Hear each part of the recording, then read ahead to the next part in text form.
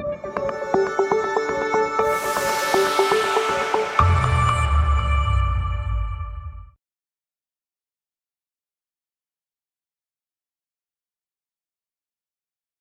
everybody.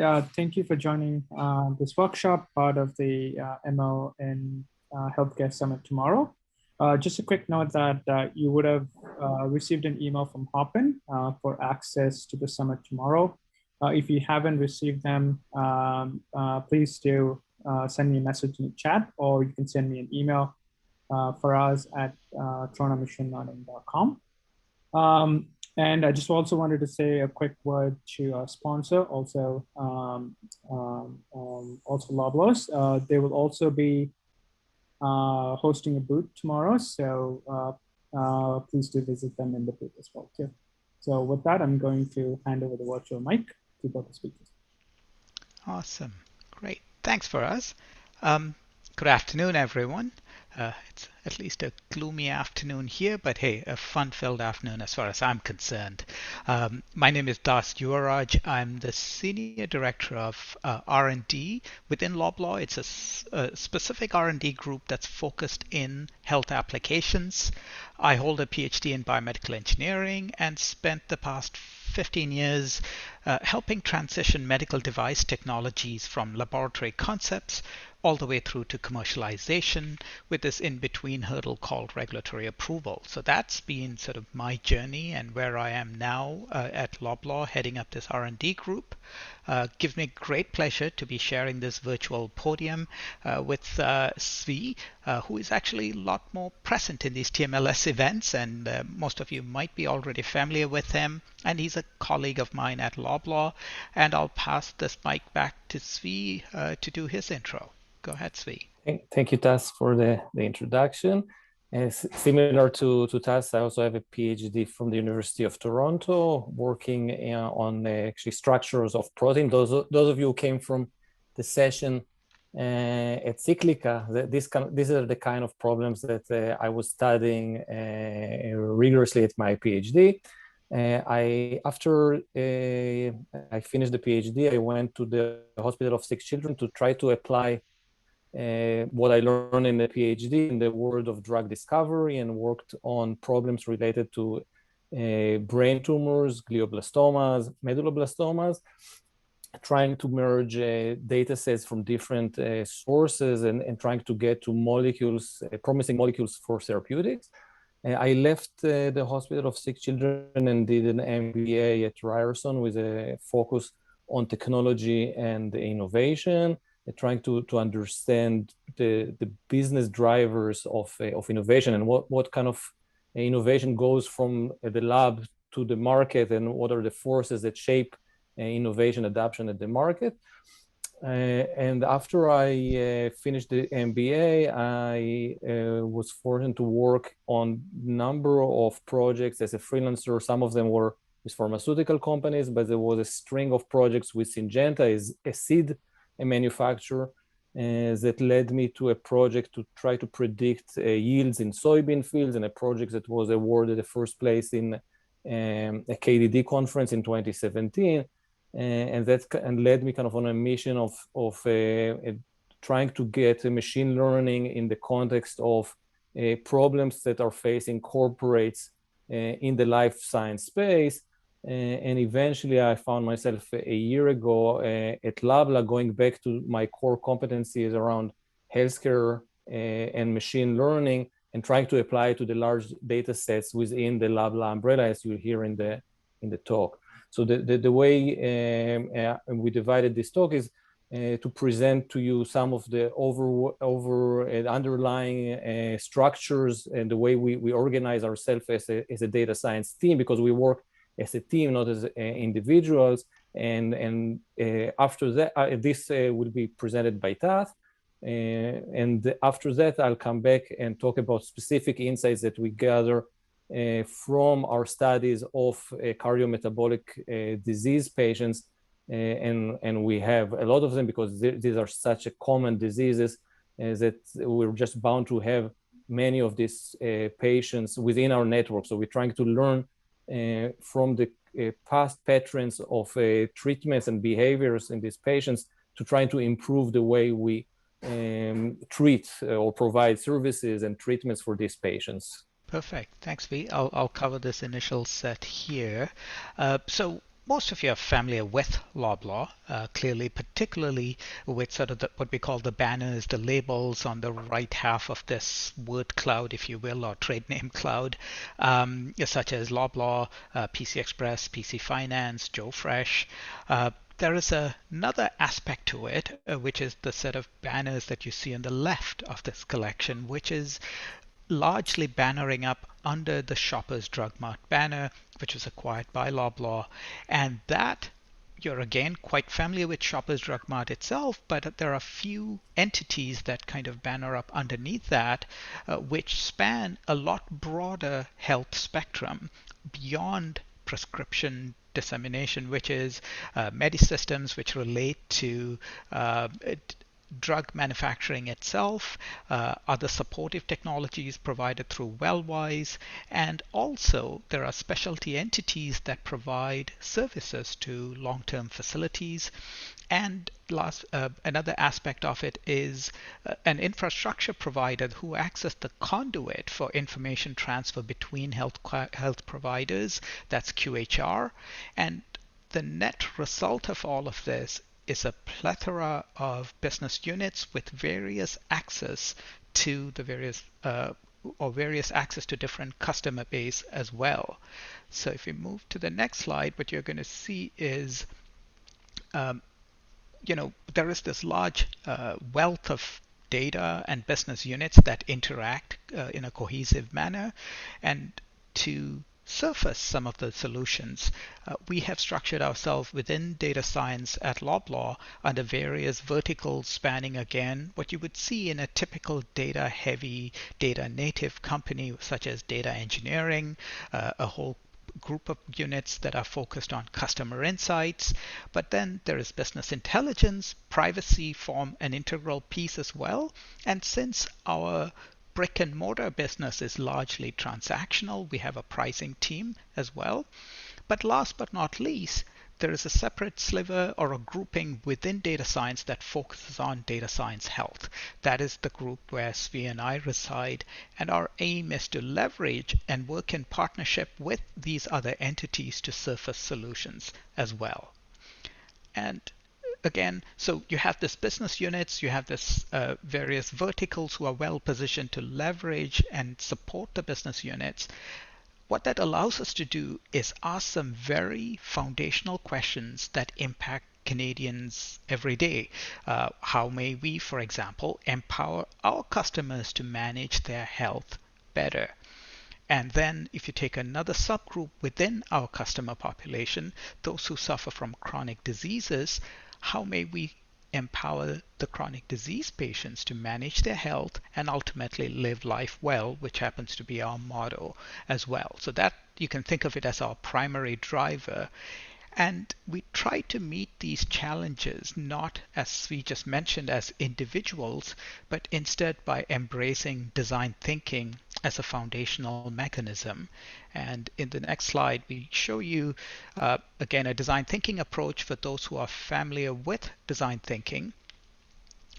It's probably coming up in the following slide, but maybe as a precursor to that design thinking, I just wanted to highlight one additional aspect, which is what are the sort of the business setup and the structure that sets us quite well for using design thinking. And that's the following. We have multiple business units. Almost all of them have a direct or an indirect touch point with our customers every day. Each of these business units have different channels to access the customers. So by channels, I mean different mechanisms by which they touch, impact, affect lives of customers. And this then presents some interesting constraints for us to pursue. So as software scientists, data scientists, we have to take a channel agnostic view. However, we cannot ignore the channel itself. Each of the channels come with their own constraints. And last but not least, you're sitting on a wealth of data. So the challenge that we face is not only how do we chase after these grandiose questions, but how do we enable and work effectively with multiple business units in an agile manner. And that's actually what's presented in the next slide, where we illustrate our standard design thinking methodology. For those of you who are familiar with design thinking, this should not be anything new. We start with some early insights. So we not only look at data at the very beginning, but we sit and have those early conversations with our internal stakeholders. These stakeholders, again, are business units. Some of them are people who are playing the role of a business leader, but had traditionally played the role of, say, a dietitian, a pharmacist. So all of these people have had that hands-on domain knowledge and bring it into the business practice.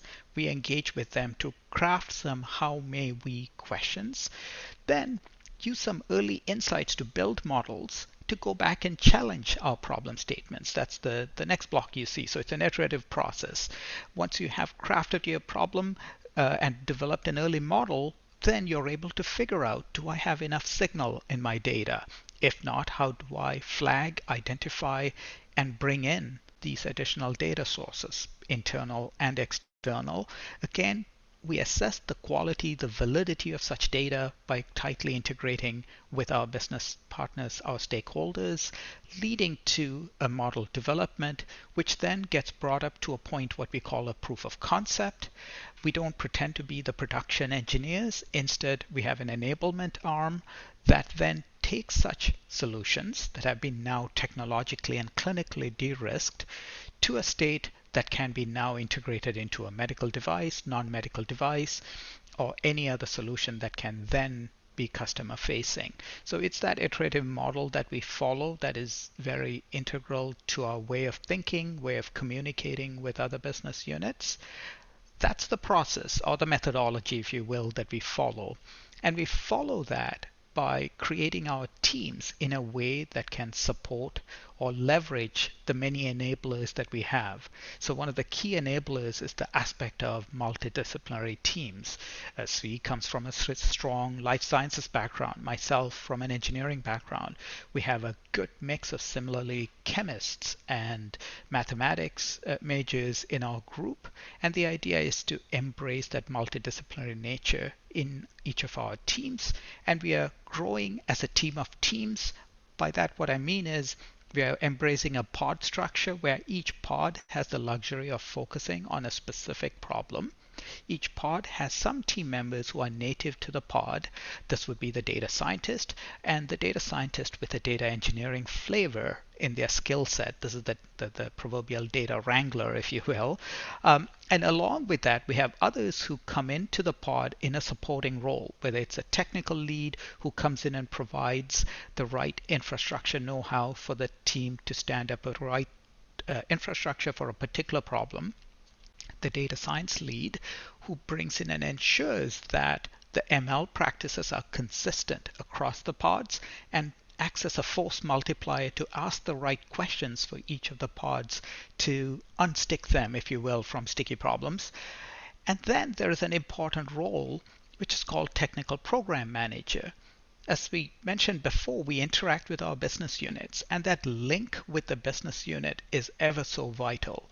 Currently, Tzvi and I kind of play a shared role in taking that kind of a connection, keeping it alive. It's not scalable, so we are scaling it by bringing in this concept of a technical program manager who acts as the voice of the customer within the pod and goes out and connects with the business units on a regular basis and keeps that connection alive throughout the whole exercise. And this pod structure allows us to scale so that should more projects come in, more problems come in, we can scale the pods to appropriately meet the demands. Last but not least, we don't pretend to be the know-it-alls. We value the strong scientific and research know-how that exists in academia. So we leverage that by reaching out on a per pod, per problem basis and interacting with academic partners to bring in that help, that expertise as part of the problem solutions. And that's yet another key enabler that's a vital part of our entire pod model. So this is an illustration of the process, the group that comes together, and I believe the best way to illustrate this is actually to go through some sample challenges. They are largely illustrative in nature and early insights, but we figured we'll share with you to kind of show where we are heading so that we can share that excitement with you as well. So with that, I will pass the virtual mic to you, Tzvi, and I'll watch for any questions. Thank you, Tav. And if there are any questions on the org structure, or it's a small group here, so we can let people ask in the chat, and Tav will either answer now, or do you see anything that you want to answer now, or save it for later? If there are no comments, then we'll go into this. So in this part of the talk, they are preliminary insight and designed to be on the disease that we study, but on purpose we removed the business implications around them, or just showing the demographics of the diseases. Again, as part of the benefit would be just for awareness of the people, and also to kind of showcase the way we extract insight out of lots of transactions and data that is like I think in any other large organizations, typically messy data. And so why to even bother with cardiometabolic disease? What are they? Why they are important? So this is kind of an umbrella name for a family of diseases that are related to each other. So we're talking about hypertension, high blood pressure, a very common disease. About almost 30% of Canadians estimated to suffer from high blood pressure. Dyslipidemia, high cholesterol, again, very common disease or condition. And diabetes type 2 specifically, which is about 10% prevalence in Canada. So all of them together represent diseases that are have a large impact. So they impact cardiac health, which is the second most common mortality cause in Canada. And also, so if we can treat them, we can extend life, which is the most important thing. But also, these diseases carry large costs and large bills to the Canadian healthcare system. And again, if we can improve the way we treat these patients, again, avoid surgeries, avoid hospital admissions, we can have a large impact on the healthcare system in Canada, and which is a public healthcare system, which we all pay through our taxes this cost. So there is kind of a triple win here if we can improve the way we treat these patients. Benefit for the patients, benefit for the system, but also benefit for our company as a business as well. Another reason why we like these diseases is because they're interconnected to each other. So they could be seen as diseases on similar spectrum, where factors like food quality, nutrition, eating activity plays a role. Things like age, race, gender, family history, and all of them play similar role. So there is a lot of fundamental similarities within these diseases, yet they are distinct. Like the therapeutics right now, especially on the molecular side, are distinct for each one of these diseases. So it's an interesting field to be in when it comes to trying to marry data science practices with clinical practice, because we have a lot of these patients. They behave in certain patterns that are semi-predictable, but also there are ways that we believe that we can leverage the ability of data science and sophisticated algorithm to track better disease progress, disease progression, and also health outcome of these diseases in this particular cluster of diseases. And lessons that we learn here probably will be relevant to other diseases with certain changes that we'll have to do. And the way we gather information about these diseases is internally through mostly through our pharmacy records, because as you guys know, we're the leading pharmacy network. There are 1,800 pharmacies within our network in Canada, and we also the leader grocery provider in Canada as well, with thousands of stores. So all of this together, without going into the specific of our market penetration, we have we have access to millions of transactions per week and billions per year.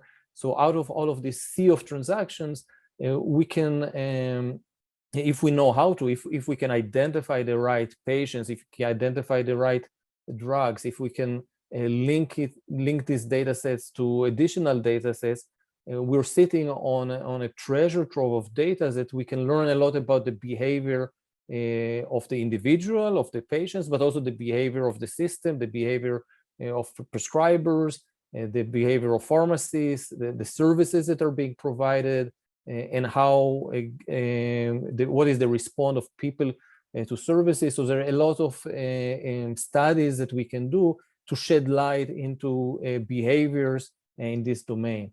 And overall, the overall hypothesis or assumption in all of our work is that because the risk factors are relatively understood from decades of research in this area, if we can target the specific risk factors and address them, we can improve the health outcome of the patient. So if we can go and tackle obesity and overeating and smoking cessation and lowering the blood pressure and lowering cholesterol and doing it all of it for the individual level, personalized treatment, kind of precision medicine, we can actually have a measurable impact on the life of our patients, which will lead to impact on the business itself and patient loyalty and all of the good things that come from brand recognition and brand loyalty. So that's the underlying assumption around all of the data that we'll share, and we'll share data in 3 vignettes, if you wish. So the first vignette would be geospatial analysis, looking at the disease prevalence in Canada, and this is work that was done recently by John in my team, and other team members contribute to this as well. And the overall, so the way so what are we looking at? So the data that we're looking right here is, so what John did is he took the number of people taking any prescription for the disease of interest, so in this case diabetes in blue, hyperlipidemia in green. He took the number of people taking prescriptions for the disease and divided it by the total number of people that getting any prescription for any disease within our network in 1 year, in 2019. So what you can appreciate here is, first of all, you can see the rate of treatment. So these are not necessarily the rate of a diagnosis, because we don't have the clinical records, we don't have the clinical notes, and we don't have glucose measurements, we don't have A1C, all of the diagnostic features that you typically see in this type of epidemiology studies, we don't have. What we do have is the records of people actually treated for the disease, taking medication for the disease. And already from looking at this in the provision level, you can appreciate the variations within Canada. So in Northern Territories, for example, looks like have a very high rate of treatment compared to British Columbia, just to the south. So there, again, like we not necessarily can say too much about like the drivers and the genetic of the disease or access even to therapy, but it does say that there are differences within the way provincial healthcare systems are organized from the way we see it in the real world, in the real practice of physicians writing prescription and patients taking prescriptions within the pharmacies within our networks. Another interesting insight is the concentration in both of these diseases in Atlantic Canada, in Ontario, which is interesting to study further. Also, a caveat here is that we didn't normalize for age, and it's well known that populations in Atlantic Canada and Ontario are older than populations in Alberta or British Columbia, which could lead to this higher level of treatment. So there are more adjustment and statistical adjustments that need to be taken into account in this type of analysis. And similarly, we have a similar penetration rate in hypertension treatment, and here the numbers are even higher than the overall penetration numbers in diabetes and hyperlipidemia. So, and because we have access to the addresses of patients, we can aggregate them by FSA, which FSA are the first 3 digits of the postal codes. There are about 1,000 FSAs in Canada, and then we can map them by region. And here you can get, you can see a comparison between diabetes rates or treatment rates in Alberta on the left and Ontario on the right. And kind of the most interesting pattern here is both northern Alberta and northern Ontario. It looks like have a higher treatment rates for diabetes. And we can also zoom in because this is a Toronto machine learning group. So of course we want to look at what is happening in our area. And then within the Toronto, the GTA area, you can see certain patterns of where certain FSAs that seems to have a higher rate of diabetes treatment. And even within GTA, downtown seems to be on the lower rate, and areas in Brampton, interesting, not the famous L6P that was the epicenter of COVID. It seems to be the epicenter of diabetes treatment seems to be L4T. So there are various insights that can be dug further into if we compare the attributes, the population attributes in this FSA level, or even down at the 6-digit postal codes, and try to study the epidemiology of these diseases in Canada and on our populations of patients and our pharmacies within these neighborhoods. And we have a similar mapping in dyslipidemia. Also, patterns are not identical, but similarly, concentrations, certain FSA seems to be higher for dyslipidemia treatment. And it, again, it's one of our ongoing research questions is to trying to understand what are the drivers for these diseases, and can we tie them to ethnicity, lifestyles, food intake, medicine access, access to physicians, and this type of public health determinants and attributes. And with this, if there are no questions on this part, we'll move to our studies of treatment initiation. So in this study, now these figures were prepared by Ali Mahmoud in my team. And so here are some definitions of how we define treatment initiation. So again, like as I said before, like we don't have the full clinical picture. We cannot follow glucose in the blood or blood pressure directly within the patient, like to say that certain disease started at week X or month X or even year X.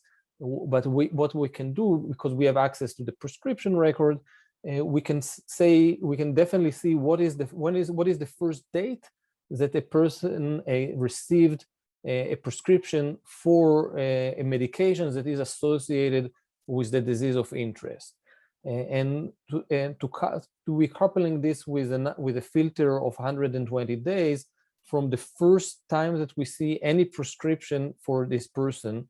And so we have an inclusion criteria here that we must have 120 days or more between the first time we see a prescription to the time that we see a disease-specific prescription. And we're doing this to avoid the case of people moving from one network to another, where somebody could come already with the disease, so he's not new to the disease, but he's new to our network. So we're eliminating these patients by including this filter to concentrate only on people who we believe truly start the treatment for the disease. So this is one helpful filter that we devised to look at the data a little bit with more precision.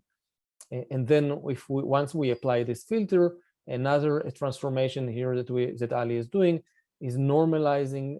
So he's counting how many people start a treatment per year, but he's also normalizing to the number of people that in general that come and get a prescription in our network. So it's another simple transformations that we're doing to set an equal steady lens on the data in terms of comparing one disease to another and comparing 1 year to another. So when you do all of this transformation, certain things come to your attention.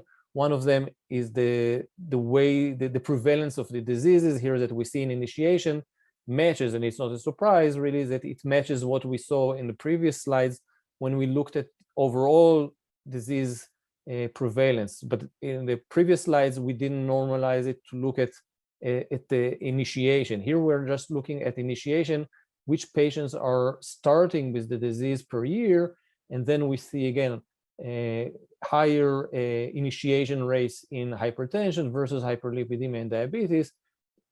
But the main point of this analysis is actually to see the trend in time.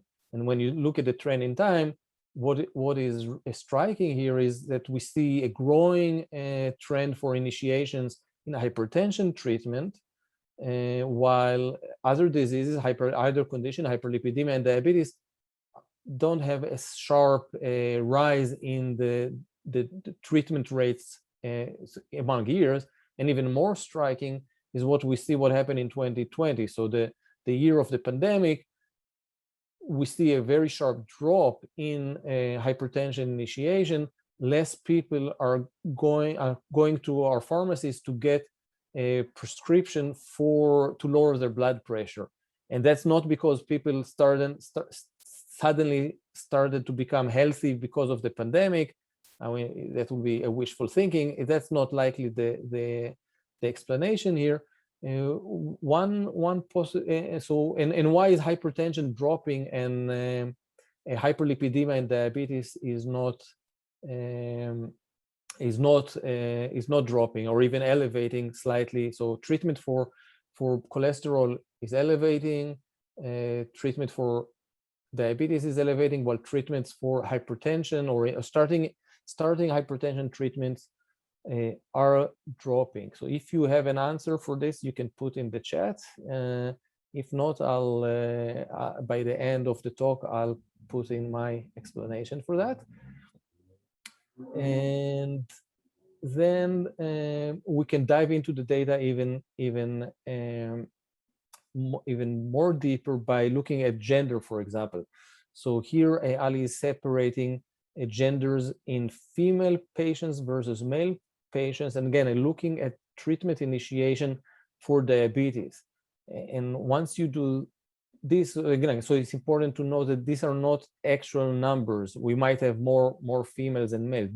This is the number of people starting treatment out of the total number per gender that are coming for prescription.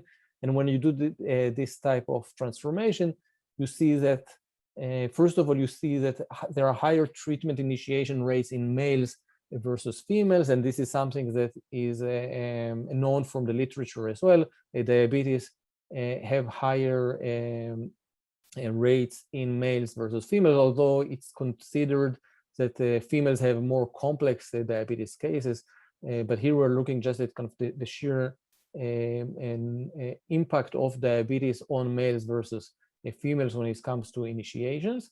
And another interesting insight here that there is a rise in the treatments for females. So females are sort of trying to catch up to males when it comes to rates of treatments, and there is more to be done here to understand the differences between gender when it comes to access to healthcare, for example, access to a physician, access to medication in general, to insurance, all kind of things that we can dive even deeper into to try to understand these differences between males and females, for example, here in the case of diabetes. And similarly, we can do this exercise in hyperlipidemia and in hypertension, and the differences between females and males is even more pronounced in hyperlipidemia compared to the other diseases. And interesting to think about what are the causes for that, and what will be the implications for trying to improve treatment for males and females, or do we, in terms of focusing our efforts on a one gender versus the other, for example. And again, like I can stop here for a question or go, and also, okay, well, why don't I go first? And I think, Tzvi, we do have a couple of good engaging questions. Could I maybe throw them in here? Yeah. And I think they're timely at this point.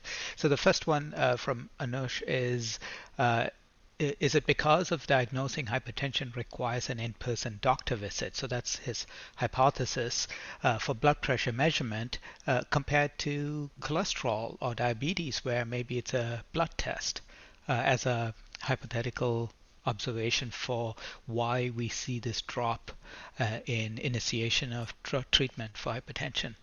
Yeah, no, so that's exactly my thought on this is exactly the same. And to iterate, like when you do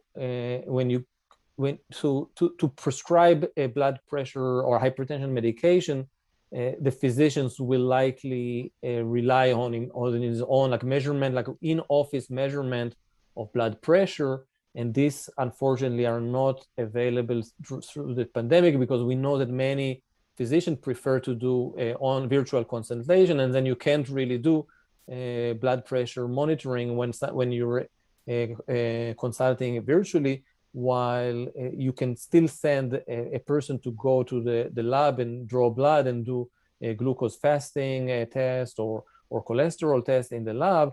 So that's again, this was my gut feeling. Like we haven't done exhaustive study to prove this hypothesis, but one of our colleagues sent us a paper from the United States where there is somebody did notice that there is a reduction in office blood pressure measurement in the pandemic. So again, like all of the kind of, if you connect all of the dots, you can see that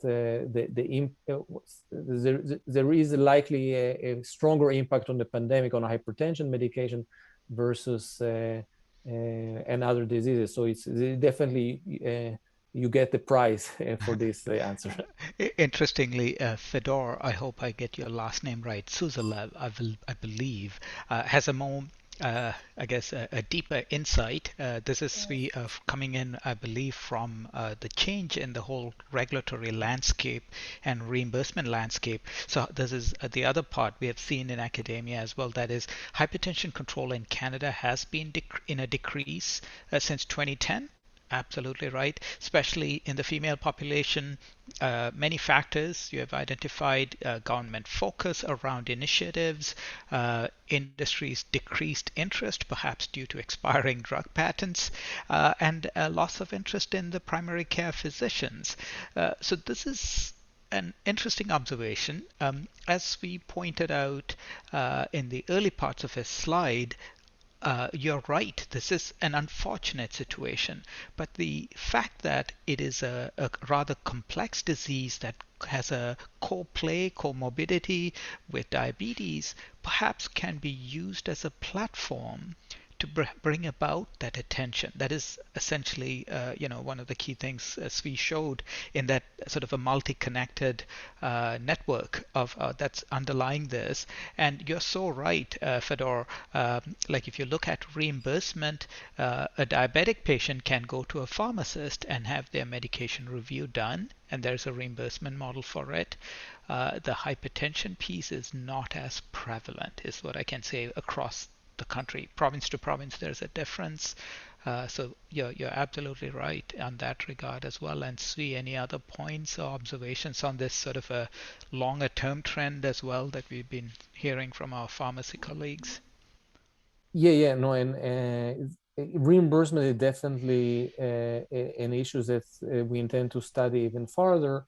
And we want to study differences between United States and Canada, and one of the differences is around reimbursement. As is well known, we are in a public system when it comes to visiting the physician, but the public system doesn't cover the cost of medication, and then it's by age, right? So at least in Ontario, right? So in Ontario, if you're above 65, you get a government reimbursement. If you're under 65, it will depend on your employment situation and the type of private insurance that you have. And one of the things that we can study here is associate, and actually it will come in Jonathan's slide as well, is the having in mind the socioeconomic as a determinant of the type of treatments that you're getting. Unfortunately, that's where bias come into the picture, and it's part of healthcare everywhere, wherever you are.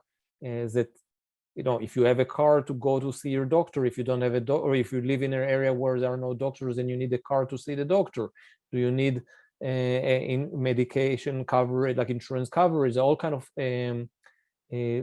determinants and features in the data that if you don't know to look for them, you'll never actually find them.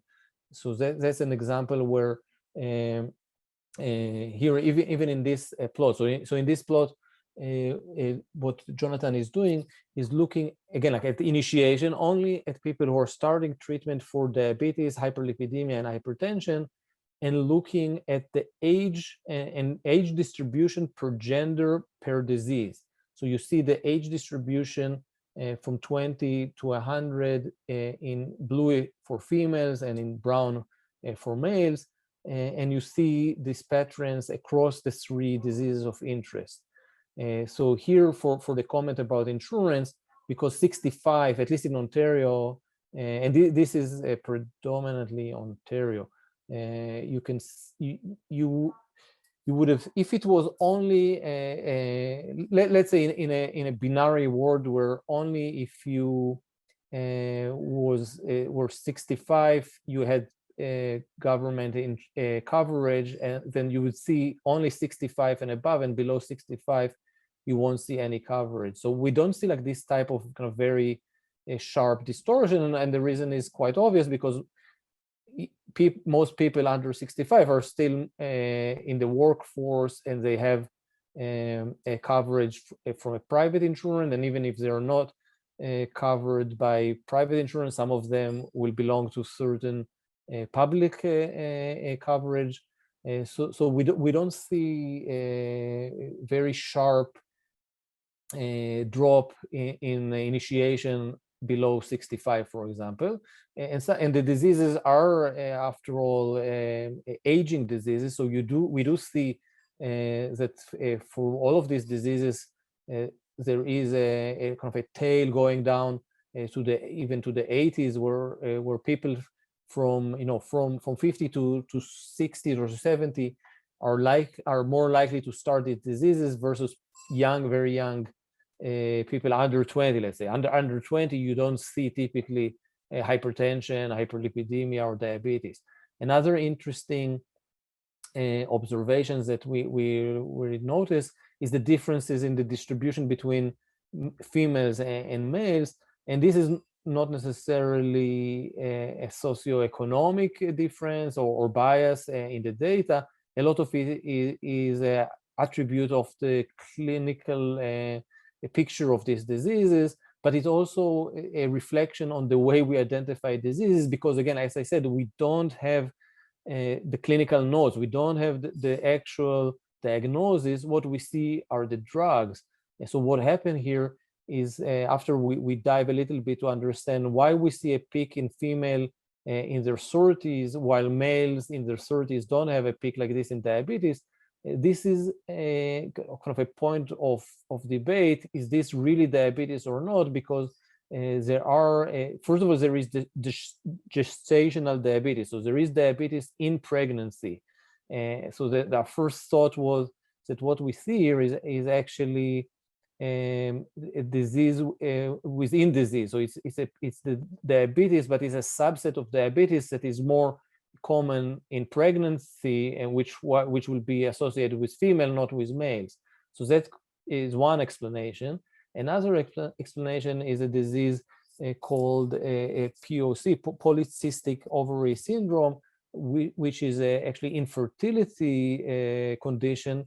But the treatment for this is a disease that is sort of semi-associated with diabetes, actually, and with insulin resistance. And one of the treatment is actually common with diabetes. So we're left with kind of a network or representation of diseases where we can see even sub diseases and the ways that they're affecting sub segments of our populations, for example. And then we can do similar analysis also on the level of the drugs that are being used to treat this type of conditions. And there we see again like different, like some commonality, but also some very, very striking differences in the distribution between male and females in this drug B or drug L, which again would maybe suggest that this is a pregnancy condition in hypertension. And similarly, we have to handle combination. So in this type of diseases, it's quite common to have not one but actually two type of medication, and recently also a pharmaceutical manufacturer are making combinations of pills that will contain at least two, sometimes even three molecules. So we have to develop or adapt machine learning methods that can handle overlapping classes of treatment if we really want to dive into this understanding of which patient gets which type of treatment or combination, and which age and which gender, and so the overall goal of our work, or so maybe start with what we saw so far in our work, is the way that just looking at the broad picture of treatment rates and how they differ across geographies in Canada.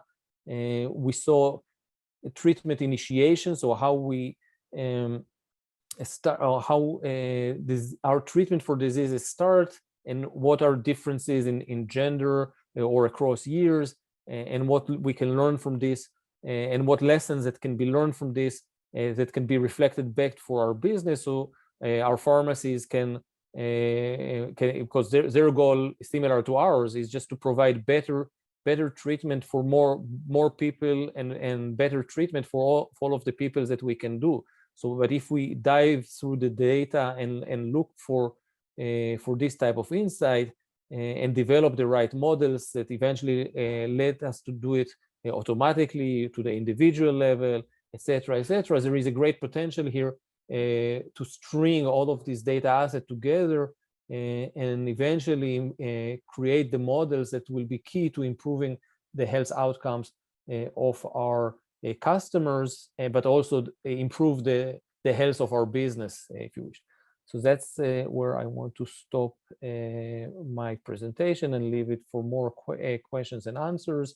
And of course, we're in the look for additional data scientists to join our team, to again to work with us, people that understand healthcare, understand data science, and understand the great potential of combining these two disciplines, and working with our business unit to harness these insights into the benefit of the patients and the business. Tzvi, as we were covering the topic around adherence, Fedor raised that point that another important part of managing blood pressure in general is the medication adherence, just due to the sheer number of medication plus the side effects and the combination thereof. So we thought that could spark a small conversation around how may we solve that challenge, and what if we could track adherence. And Anush, thank you for sharing your thoughts. Anush highlighted that it is not just tracking adherence, but also knowing the root causes for lack of adherence. Symptoms are definitely one aspect of it. And the means we use to track them can be different based on the demographies as well.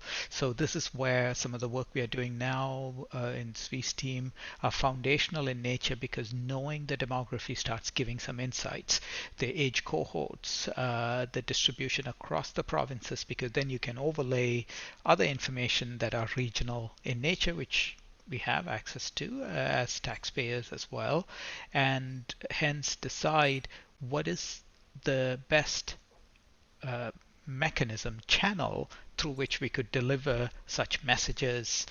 So Anush, you pointed out a tech-savvy customer, how they respond to adherence can be very different from maybe someone who is either not in possession of the right technology or not as familiar with use of, say, mobile and social media. And this is where this problem is indeed a complex problem of having to overlay socioeconomic factors, access to technology as an integral part of solving healthcare problem. They're not a separate problem. So you're absolutely right, Anush. That mechanism is what we use internally. We say these are channels. And from a data science point of view, we try to take a scientific approach of being channel agnostic in identifying the core issues, but then the delivery ultimately depends on the channel. We can't assume one channel will fit them all. Yeah, but and we can add the some advantage of the digital channel is this kind of online conversation, right? That is currently is lacking, because there is no Facebook and Google figure it out, because they created a digital platform that people can give the like immediately, or kind of you can monitor the behavior of people in almost real time. Unfortunately, in healthcare, we're kind of 10 years behind. Somebody suffer from a side effect. I'm sitting so far from him that I don't even know. We're lucky even if he'll go to the pharmacist and tell him. That's one thing. He might not even do that, or go and tell to the doctor. He might just decide not to take the medication. Let's say that he does go and tell his doctor. There is no way for me at Loblaw to know that he told his doctor I suffered from side effects. If I'm getting the doctor's clinical notes, and if the doctor recorded it, maybe I can get it. Now, let's say that we encourage people to go and report their side effect to their pharmacy. Even there, we have to create the digital channel within Loblaw that we can actually process this data, and then maybe down the road we can say, okay, this class of medication with this type of individual, there is a large chance that this patient will suffer side effects. But again, there's so many ifs here, and so many kind of infrastructure adaptations that need to happen for us to even create a project along this line. So like anything else in healthcare, there are privacy concerns and complexities and data complexities, and where will the data reside, and who will get access to the data, and how we protect the privacy of everybody in the supply chain. And all of this need to be solved for us to even do a kind of a data project around it. But if we can do it, and the incentives are, I believe, to do this type of things, because we can definitely tackle some of these cardinal issues of adherence, for example. And Fedor commented on another dimension to this whole thing, which is adherence is a puzzle on its own, in the sense that there is not often is there a self-recognition around adherence, meaning a doctor, when asking a patient, the patient may not accept that they have an adherence issue, let alone side effects. So there is that whole psychological aspect as well around it. And this goes after the Holy Grail, which we believe is vital, that is, health outcome measures are the ultimate determinant to tell us, is there an impact, is there an effect of the mechanism that is being delivered, the drug. Manish kind of interestingly pointed out another aspect. What if a patient taking some new medication comes with yet another new prescription, and what if this prescription has side effects due to the first? Drug interaction definitely offer interest. Again, like what we presented today was just a glimpse of a preliminary just starting point in terms of the initiation. But when it comes to progression, definitely we need to take into account multiple medications, drug interaction, genetics as well. So it's very well published from the last 20, 30 years. So there are different genomics when it comes to the way our body process medication. So let's come to aspects of dosing. Like when a doctor is dosing a patient right now for almost any disease, it's very much trial and error, where they start on a low dose and escalate the dose. But with integrating more sophisticated genetic tests, for example, there is a potential to know a priori which class of medication will be relevant for this genotype, or which dose will be the right dose to start with. So there's definitely a lot of potential to using various dimensions of data that are not even in existence today or are very limited today. But I believe that in the future, we'll see a lot of progress in this line. Perhaps as a shameless plug for actually a service in Ontario called MedReview. Its intent is to surface such interactions as well, and obviously there are certain cohorts of patient population who get more attention just because they're more vulnerable, such as the diabetic patient population. And Monish, that's exactly it. So the government itself, as there's a recognition of that drug-to-drug interaction and the value a pharmacist can provide by presenting all the drugs that I could be on and highlighting the potential drug-to-drug interaction, taking that conversation back to the physician as well.